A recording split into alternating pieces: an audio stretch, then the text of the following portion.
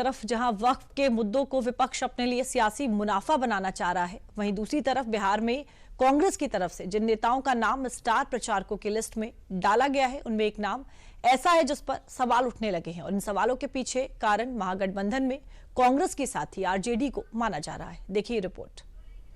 बिहार विधानसभा चुनाव के लिए कांग्रेस की तरफ से जारी की गई स्टार प्रचारकों की ये लिस्ट सियासी गलियारों में चर्चा का सबसे बड़ा मुद्दा बन चुकी है। वैसे तो ऐसी लिस्ट सभी पार्टियों की तरफ से जारी की गई है, लेकिन कांग्रेस की इस लिस्ट में कुछ नाम ऐसे हैं जिन्हें देखकर कांग्रेस ये लिस्ट दम्भ वाली मानी जा रही है।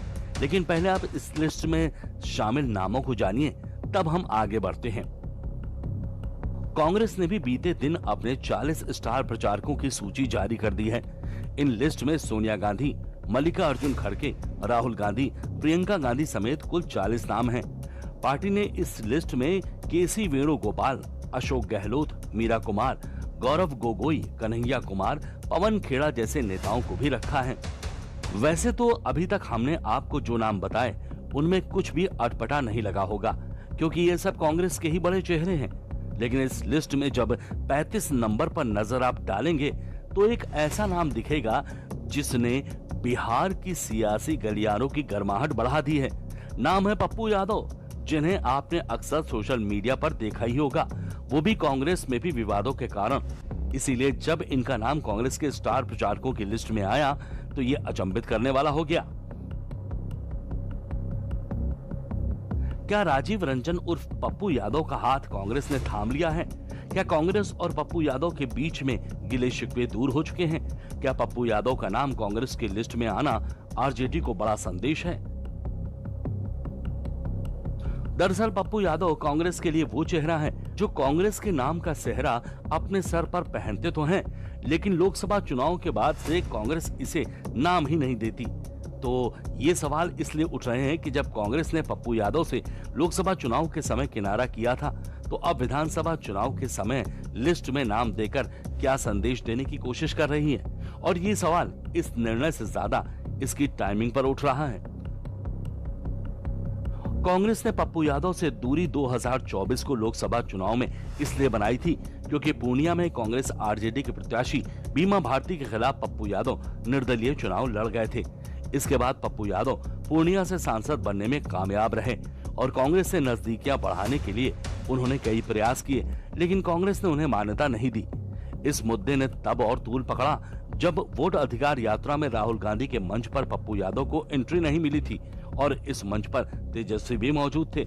यानी सियासी चश्मे से इसे देखें तो कांग्रेस ने पप्पू यादव से यहाँ वहाँ दूरी बनाई जहाँ पर उनका कनेक्शन आरजेडी से था। और कांग्रेस की लिस्ट में अब पप्पू यादव का नाम तब आया जब बिहार सीएम और डिप्टी सीएम फेस और सीट बंटवारे का ऐलान हो चुका है।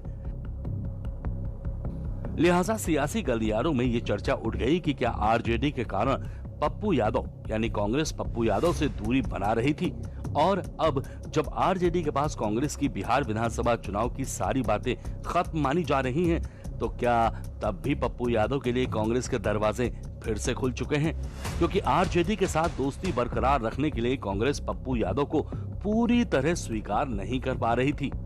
ये बात तो साफ है। इसी के चलते पप्पू यादव का कांग्रेस के साथ रिश्ता कभी प्यार का तो कभी तकरार का रहा। लेकिन कांग्रेस ने अब पप्पू यादव को आखिरकार अपनी सियासी ट्रेन पर पूरी तरह से सवार ही कर लिया है। इस लिस्ट में पप्पू यादव के साथ उनकी सांसद पत्नी रंजीता रंजन का नाम भी है। हालांकि रंजीता रंजन पहले से ही कांग्रेस में है, जबकि पप्पू यादव को पहली बार औपचारिक एंट्री मिली है। 2024 के लोकसभा चुनाव में ही पप्पू यादव कांग्रेस का दामन थामकर किस्मत आजमाने के प्लान में थे। दिल्ली जाकर उन्होंने अपनी जन अधिकार पार्टी का कांग्रेस में विलय भी कराया था। कांग्रेस मुख्यालय में उनका स्वागत तक हुआ, लेकिन पप्पू यादव को बिहार में पार्टी ने अपना सदस्य नहीं माना था। कहा गया था कि पप्पू यादव तो चाय नाश्ते पर दिल्ली गए थे, पर लोकसभा चुनाव से पहले हकीकत सामने आ गई थी। पूर्णिया सीट आरजेडी के खाते में जाने के बाद सारा सीन बदल गया था।